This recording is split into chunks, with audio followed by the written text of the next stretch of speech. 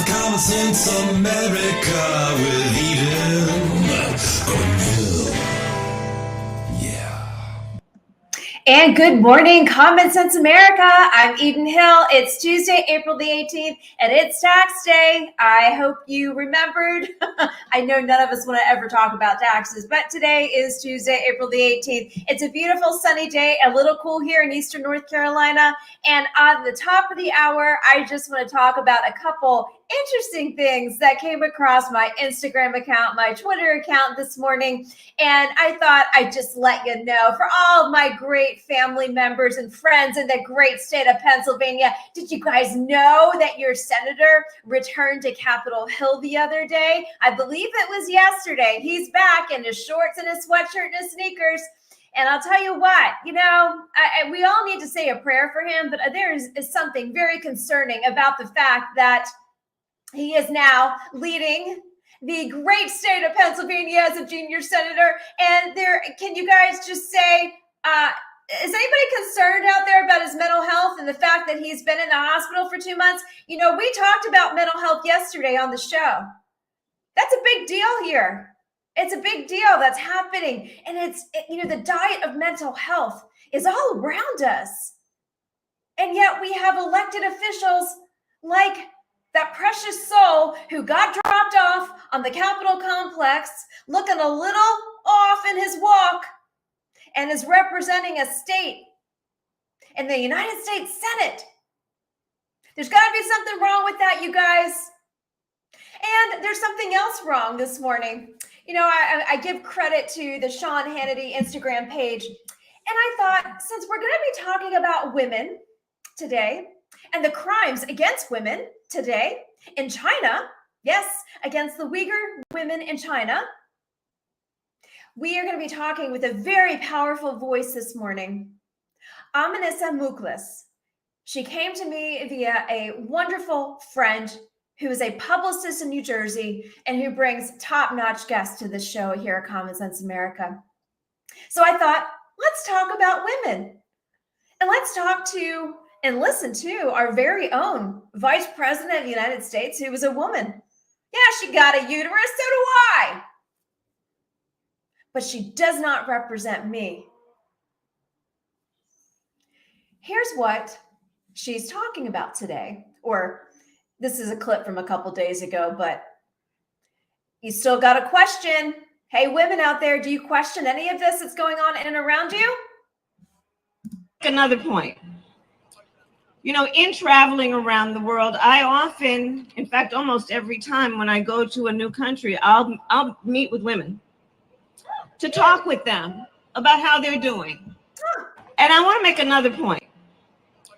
You know, in traveling around the world, I often, in fact, almost every time when I go to a new country, I'll meet with women. Oh, okay. To talk with them about how they're doing. Okay. And I want to make another point. You know, I sit there and look at that and I say, that's great that you're talking with women, but we're fine and we're better off without you, to be very honest with you. You know, I sit there and I say, how in the world did this woman become our Vice President of the United States? She's not there on merit. She's not there on integrity. And she's certainly not there on God-fearing principles. But she's there because she's a woman, because she has a uterus. Well, I have a uterus too. I'm proud of it.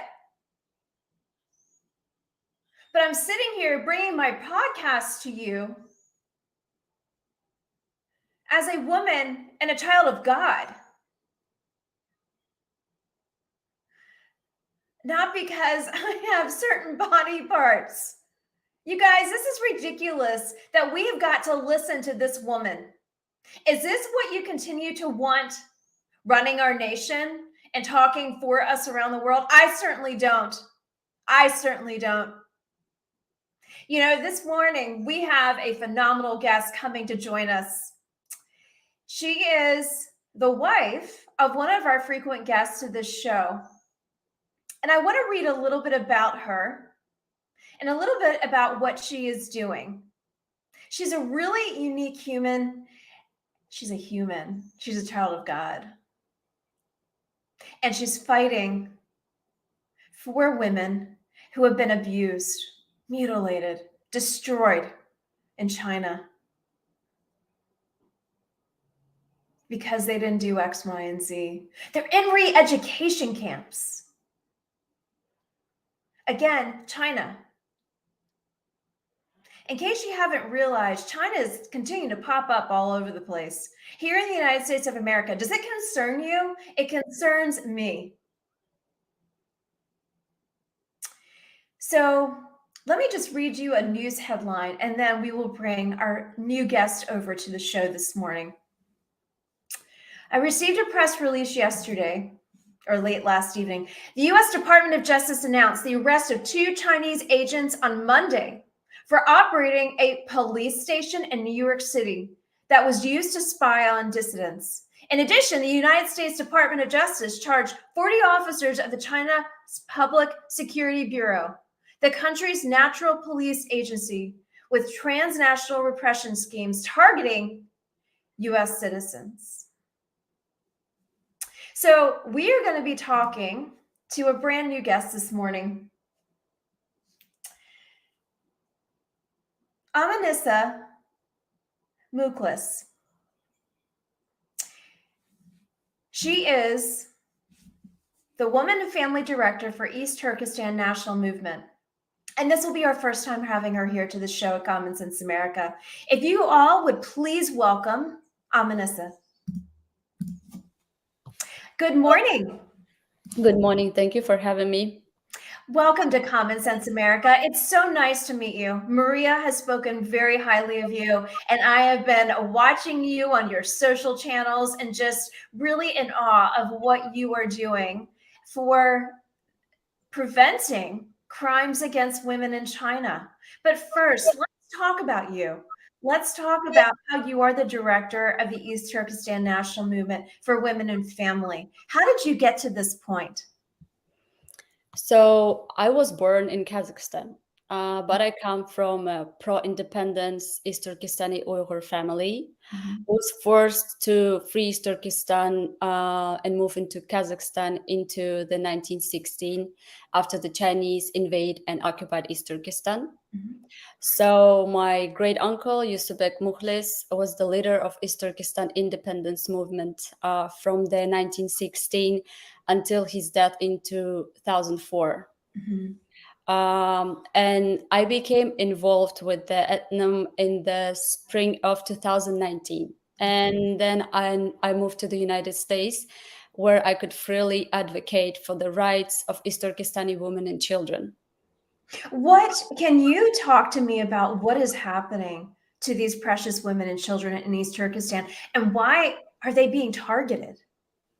Yes, so the East Turkestan is an occupied country, which has been the homeland of Uyghurs, Kazakh, Kyrgyz, and other Turkic people for over 6,000 years. East Turkestani have a history of over 3,000 years statehood dating back to the ancient Indo-European city-states. The People's Republic of China invaded East Turkestan on October 12, 1949, with the support of the Soviet Union. And on December 22nd, 1949, China overthrew the independent East Turkestan Republic and formally occupied it. And since that, China occupied East Turkestan in order to colonize it because of East Turkestan's strategic location, which is in the heart of Asia, and because of its rich natural and minerals resources, because of our location of our country, mostly. Yeah, that's the big reason. So one of the biggest reasons was because of the location, but why the women? Why the children? Why is that such a dominant thing for them to focus on? Because I see, I was looking at the Council on Foreign Relations. They put out an article and I cited it here on the comment section. They talked about the re-education camps. They talked about the abuse of women. They talked about the sterilization of women. They talked about all of these things. Why women? Why such vile crimes on these precious souls? So the Chinese government and Chinese colonial invaders, they have been committing numerous crimes against East Turkestani women since they occupied our country. And East Turkestani women have been subjected to mass incarceration, like forced labor, rape, and other forms of sexual abuse, forced sterilization, forced abortion, forced marriage, and even the interference with the motherhood. Um, why, why women's like that? So since the start of Chinese ongoing genocide in East Turkestan in May 2014, a million of Uyghurs, Kazakh, Kyrgyz, and other East Turkestani women, they have been sent to the concentration camps and prisons for the sole reason that they're just East Turkestani and not Chinese. Really? So it's just because they're East Turkestani? Basically, they're a part of the Uyghur community. Is that correct? Yes. And East Turkestani women also have been subjected to the various forms of the physical and psychological torture in China's camps and prisons, including beating, degradation, debilitation, electric shocks, organ harvesting, among other atrocities. And millions of East Turkestani women have been subjected to forced labor, and hundreds or thousands of young East Turkestani women have been abducted by the Chinese government and sold as a slave labor in Chinese provinces. So they're sold as slave labor. Where do they end up going? Are they sent to Shanghai? Are they sent to Beijing? Where are they sent to as they are abducted? What happens to them? Well, like they probably sent them to the other Chinese provinces, or maybe even like to some other countries, because we know how the slave labor works, right? Right. And also the millions of East Turkestani women have been like the Chinese government and colonial invaders subject hundreds of thousands of East Turkestani women to rape, including gang rape, as well as all forms of sexual abuse and torture, and even forced prostitution of the young East Turkestani women, the young girls. And the Chinese belongs to that. The Chinese government has sterilized hundreds of thousands of East Turkestani women and abort millions of East Turkestani babies, especially between 1979 and 2009 alone. So over 3.7 million East Turkestani babies were forcibly aborted in that time to prevent the growth of population of East Turkestani peoples. And additionally, 10 of thousands of East Turkestani women are being forced to marry to the Chinese men. It's as a systematic Chinese fascist effort to breed out our nation's existence. So it should be very clear that these so-called forced marriages are nothing less than the state-sponsored rape. They've been forced, and they don't have other choice to they don't even have a right to say no. They have no rights. No. What have you been doing as the Women and Family Director for East Turkestan National Movement? What have you been doing to try and stop these abuses and these abortions from happening? So I'm trying to do as much as I could. That's why I started speaking through our organization about women and children. Especially, I'm also a mother of the two kids, and when you becoming a mother, then after that, I think you can feel this pain and the situation much clearly, you know, and closest to your heart than it was before. And it's not just that it's something new. It happens with the Uyghurs since China occupied our country.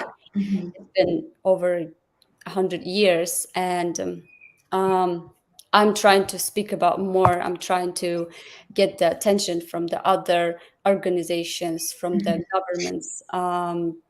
Speak through my voice, you know, through my voice about the tragedy of the Uyghur women and babies in East Turkey. Do you currently, and I was looking at, I'm going to cite this article really quickly. The Council for Foreign Relations, and I tagged it on the show, but they are talking about the numbers. About 11 million Uyghurs, mostly Muslim, Turkic-speaking ethnic group, live in northwestern region. The Chinese government has imprisoned more than 1 million people since 2017 and subjected those not detained to intense surveillance, religious restrictions, forced labor, and forced sterilizations. You know, one thing, I'm going to say this to you really quickly as we can, progress through this interview, but the intense surveillances and the religious restrictions that the Chinese government are imposing is very disturbing to me, because you know what it reminds me of? What our current here administration is doing here in the United States. They are constantly having us under surveillance, and they are watching and going into our churches and being very restrictive on what we can and cannot say.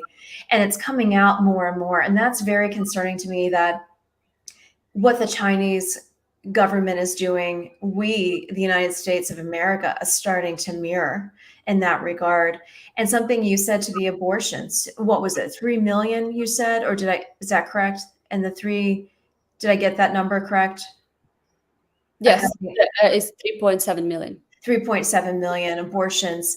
And I live here in the great state of North Carolina. It's known for its tourism. It's known for its military. It's known for being one of those southern states that many people are coming to from the north. But it's also known as a destination abortion state. And I am all about saving the babies. I talk about it all the time. And so hearing that happen over there, and it mirrors yet again that population piece that you talked about, wanting to taking that control of the population, which is very concerning to me.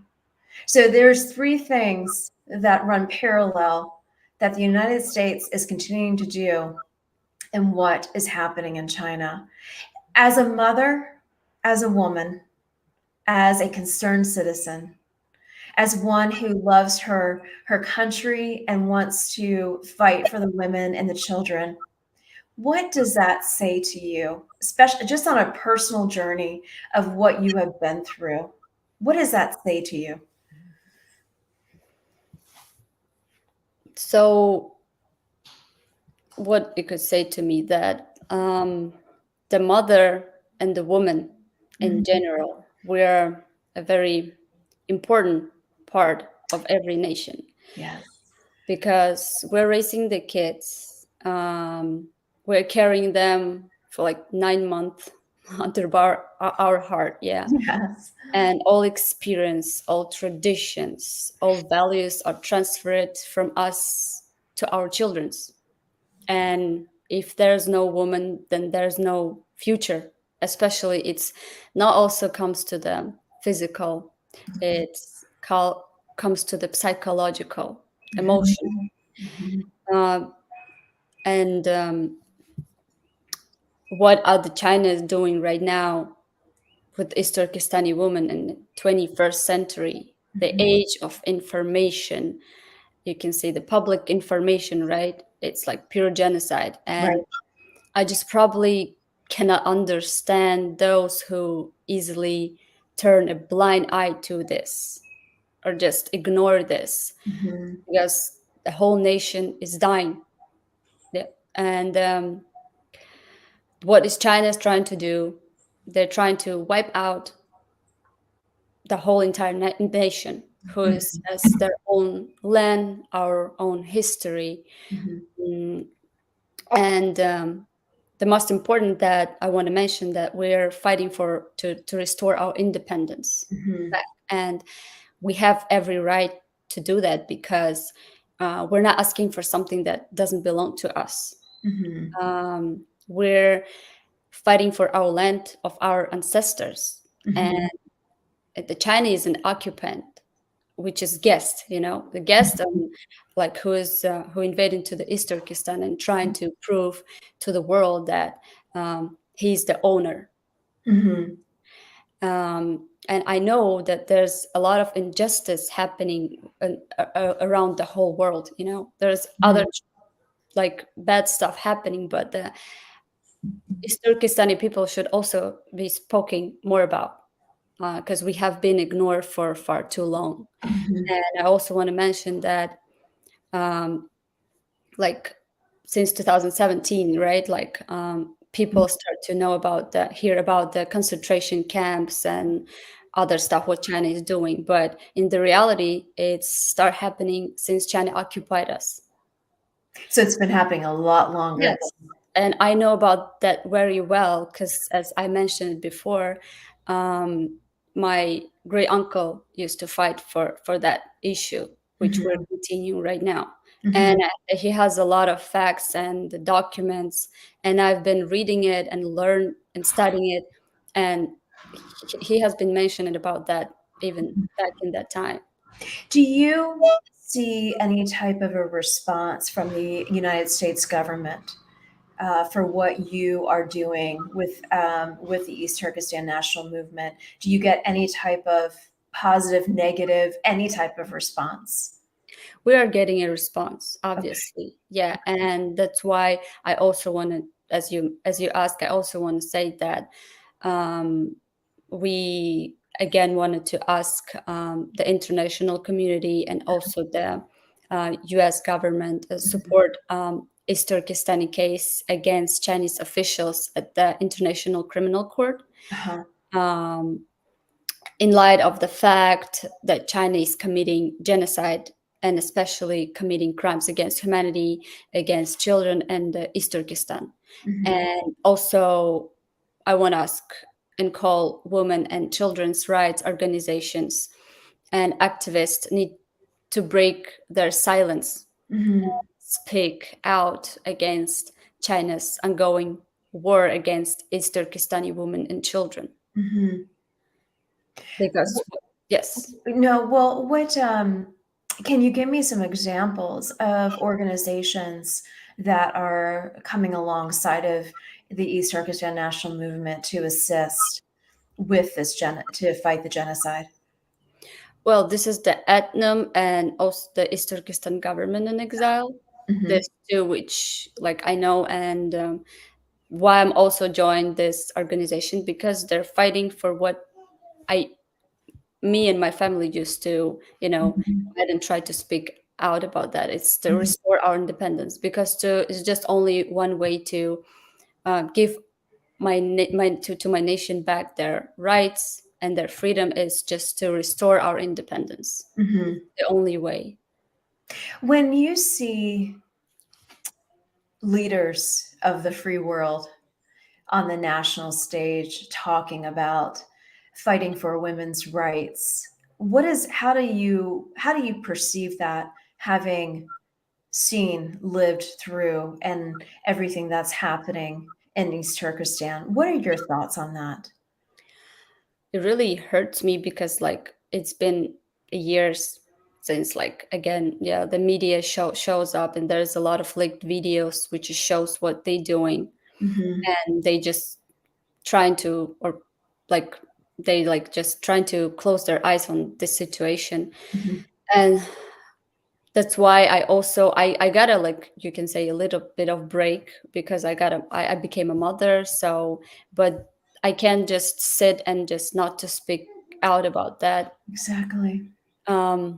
Even if I'm like start to speak about it alone, but like, I mean, through, you can say that the woman, right? But I will try to do as much as I could to speak to to try to make the big leaders and the women and children organizations to speak about that, take some actions to support what is China is doing with the women and Uyghur and children's in East Turkestan. Do you receive support from the United Nations on the global stage?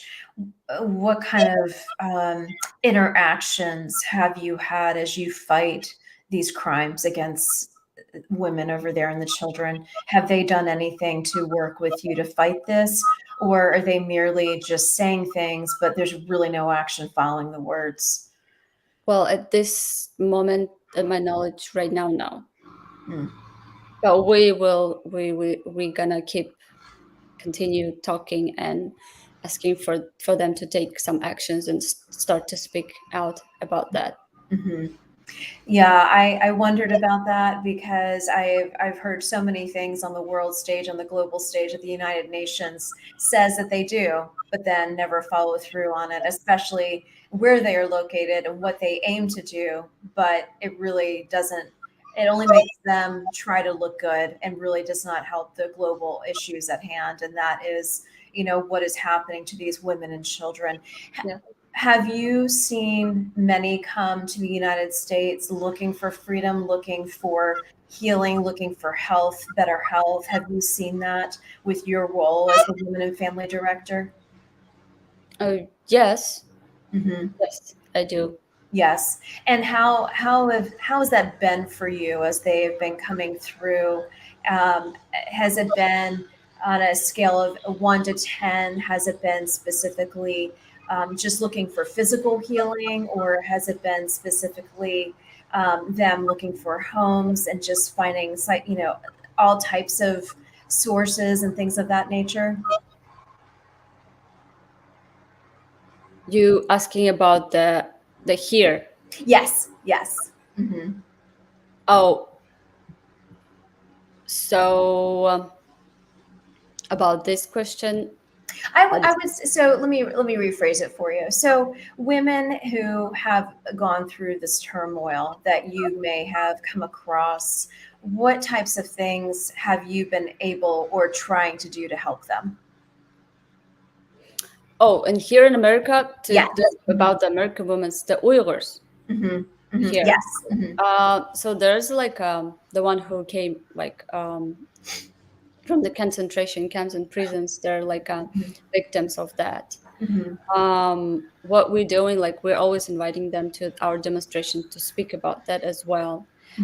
If we have some events about also like about what happened in East Turkestan, we always call them. They always join us, and we're trying to support them like emotionally, even like to ask them to also join us always to speak about that more, because they're real victims and they went through what the China is doing there in the concentration camps. Yeah. Because they're the real facts of the genocide. Yeah. I'm going to take just a quick break. And if you could stay for the next 5 minutes, I'd love to finish up our interview with you, but I just need to go to a quick commercial break and we'll be right back. Okay, great. Thank you. For all those who are tuning in, this is Common Sense America. We're going to take a quick break and we will be right back. Thank you so much for joining us this morning. We have just 30 minutes left in this podcast, and we're going to talk to Amannisa on a couple more questions, and then we will talk about North Carolina, Florida, and all of those fleeing the north, going south. We will be right back. Thank you for joining Common Sense America.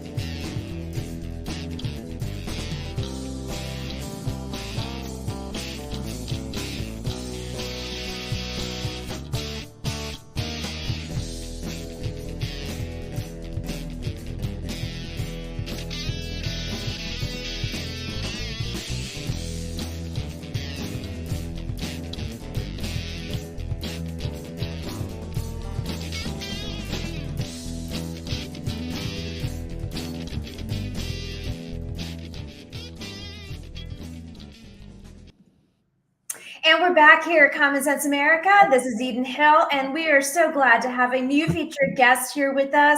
Aminnisa Mukhlis is the Woman and Family Director for East Turkistan National Movement. Aminnisa, I wanted to let you know, I was sitting here looking on our break.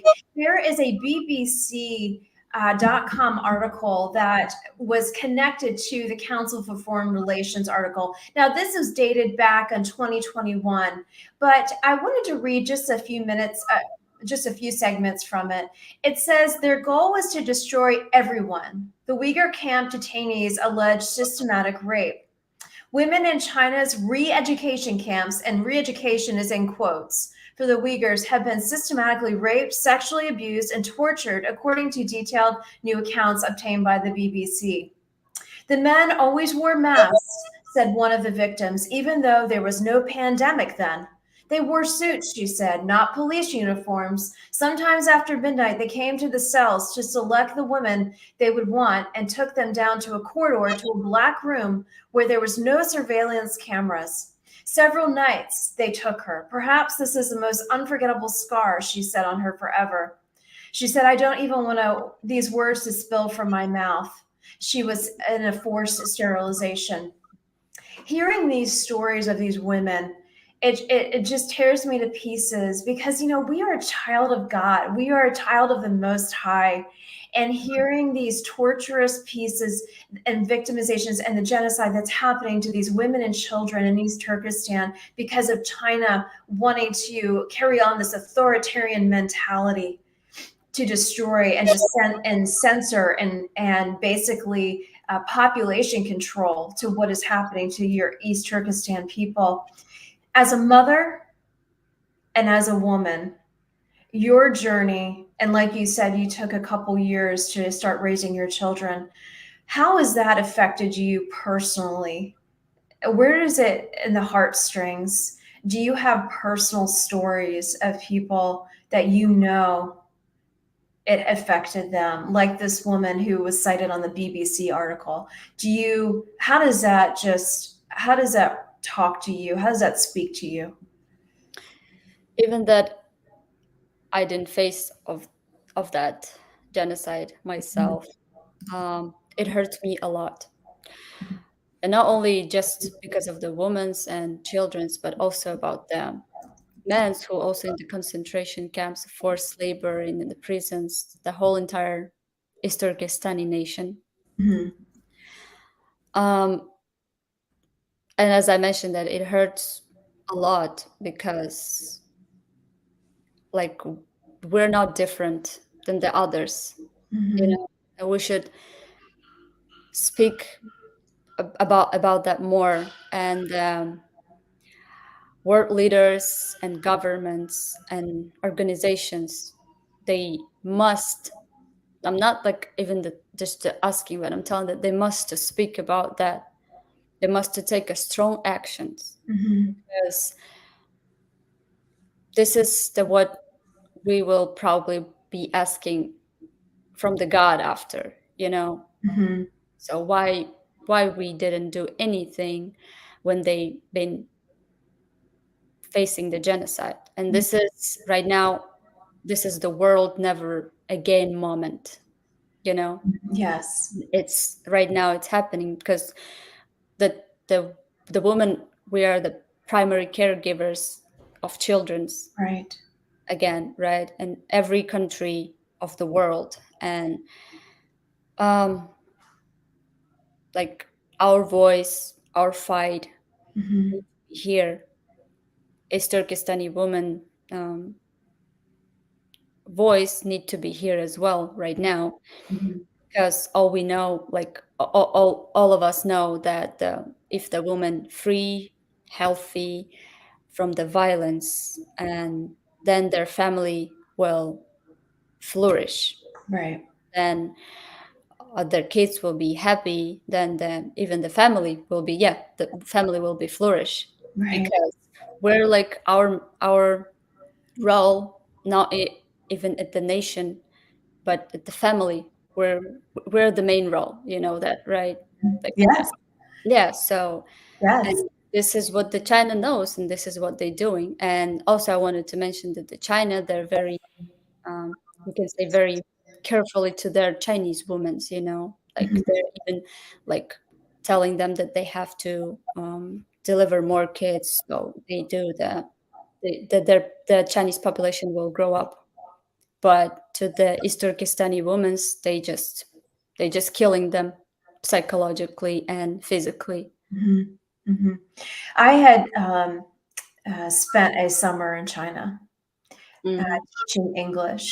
And I remember being around the young pupils, the young school students, and the girls seemed to have a very secondary demeanor to them, where they were treated as second class, that they were not treated as prized possessions, where the boys were more important than the girls. And I'd noticed that in the little girls that I would teach, that they were very apprehensive, that they weren't confident in who they were. And it was the boys who would always receive the applause, but the girls were always just very secondary and in the background. And it always made me think about just that time that I had there in China, and really, and just being amongst these precious students, but also just thinking about those little girls who'd end up becoming young women, and how they would be in their society, and how they saw themselves. And so the reason why I bring that up is I'm just really grateful for what you are doing to fight for these women, fight for these children, who are at the hands of these dictators, of these authoritarians, and who are, giving them a livelihood, giving them a hope and a future. And I really appreciate that in you.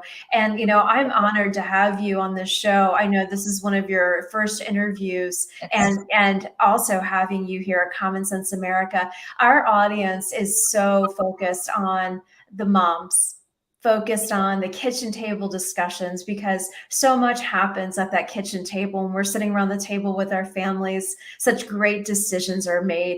Love is brought to the table.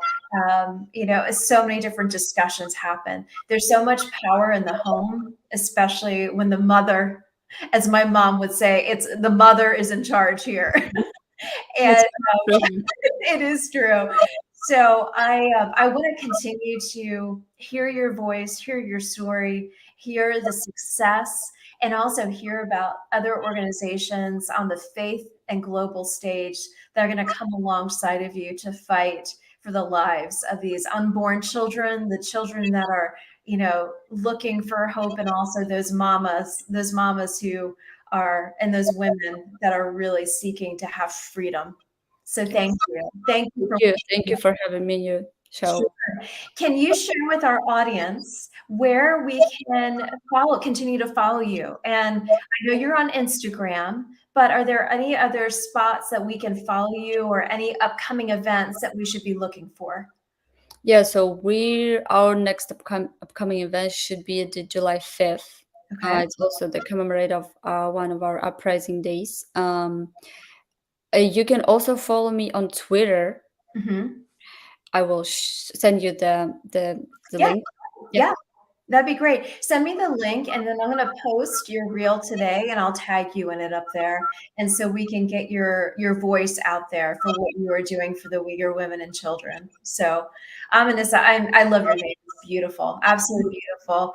So, thank you so much for being here at Common Sense America. Wishing you a wonderful Tuesday, and thank you so much for your service. Thank you so much to having me today. Oh, my pleasure. My pleasure. Have a great rest of your day. We will see you soon. Thank you.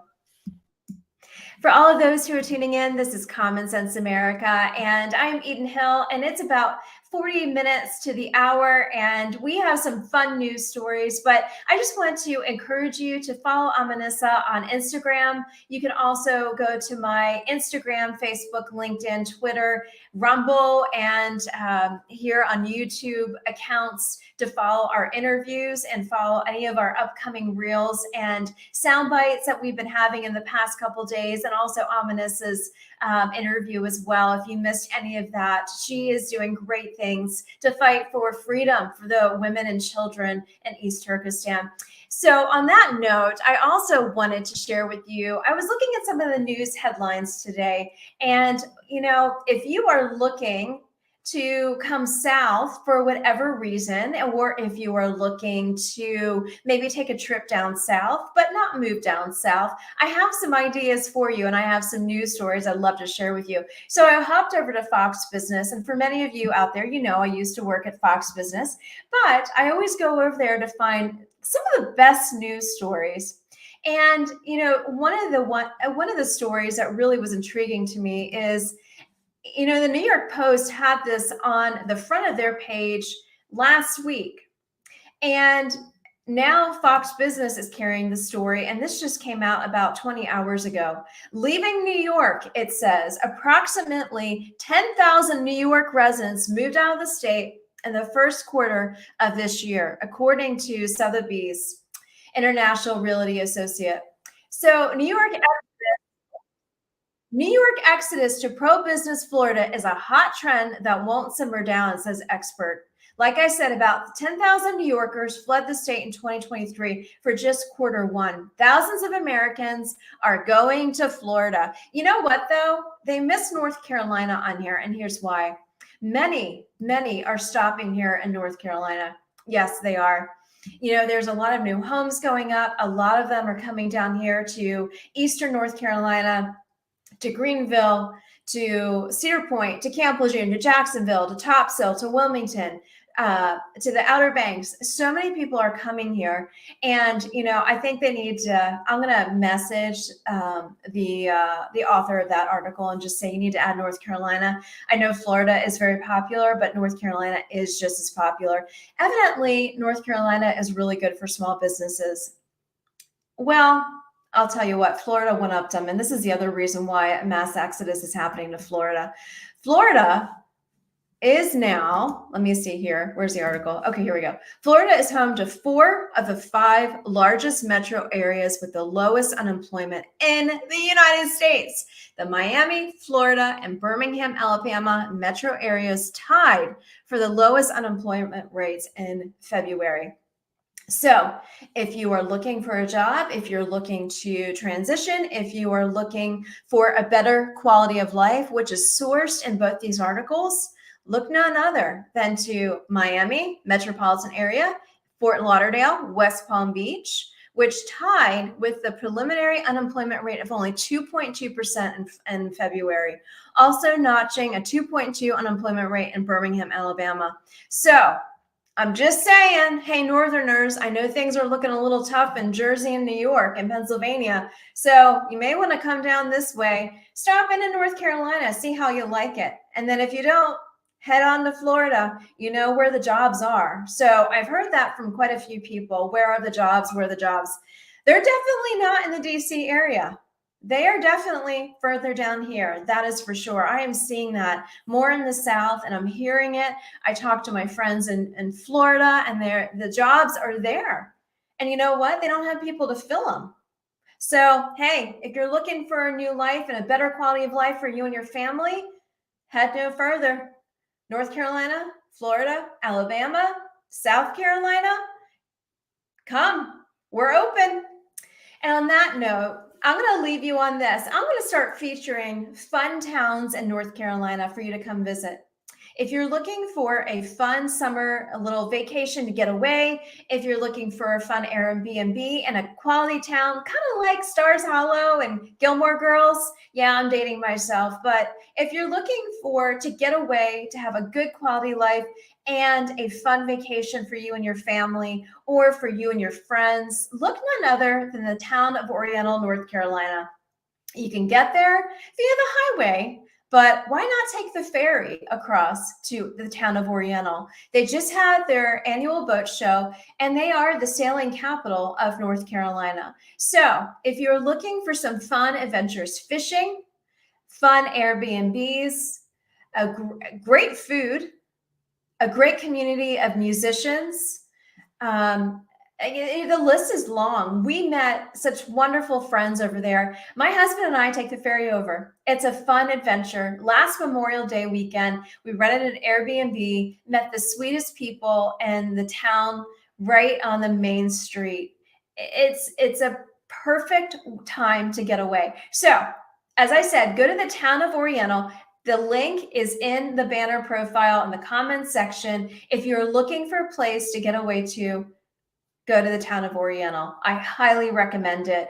And you may just fall in love with it and say, I want to stay here. You may. I know that there's a lot of Northerners who moved to the town of Oriental, and we actually looked there for a long time as well. We absolutely love it over there. We have great friends over there, and I just want to recommend, and I'm going to continue to recommend little towns for you to come visit if you're looking for a fun vacation for Father's Day, for Mother's Day, for a fun week getaway during the summer, or for something in the fall, a little retreat to go right and just decompress and rest and get ready for the holiday season. Oriental is the place to go. They also have a fun Christmas parade, and not that I, love Christmas or anything, but for all those who know me very well, Christmas is my favorite time of the year, and fall. And, they have this huge Christmas parade, and all of the town storefronts decorate and have a competition for the Christmas decorating contest, which is absolutely so much fun. So I know I'll be involved, and I know that's where you need to look for me come Christmas time. Anyway, on that note, tomorrow we are bringing back to the show, thanks to my dear friend Maria, we are bringing back to the show Jens Heike. He is Out of the Melting Pot Into the Fire book author. You can't see the book right here, but we had him on the show. We had a little bit of a technical difficulty, so we're bringing him back tomorrow. And we're going to be talking about where he's been. He was just on Fox News Digital last week. He has been talking to a lot of different interviews, and his book is officially out. So if you've not picked it up, please do. I'll tell you why. Because he's talking about the melting pot. And a lot of the Christian and major universities are talking about multiculturalism, which is a more woke ideology. So if you have not had a chance, he's going to educate you on what's happening, but he's going to also talk about the power and the importance of the melting pot. So 10 minutes to spare. I hope you guys have a beautiful Tuesday. Be strong, be courageous, put on the full armor of God. Be firm in your words, but more importantly, God gave you 2 ears and 1 mouth. Listen to what people are saying around you, watch what people are doing, and just be in tune with what's happening in and around you. So many people are needing hope, needing freedom, needing to want to be heard and also understood. So for such a time as this, it's your time. I hope you guys have a great Tuesday, and we will be right back here tomorrow. Have a great day. It's time for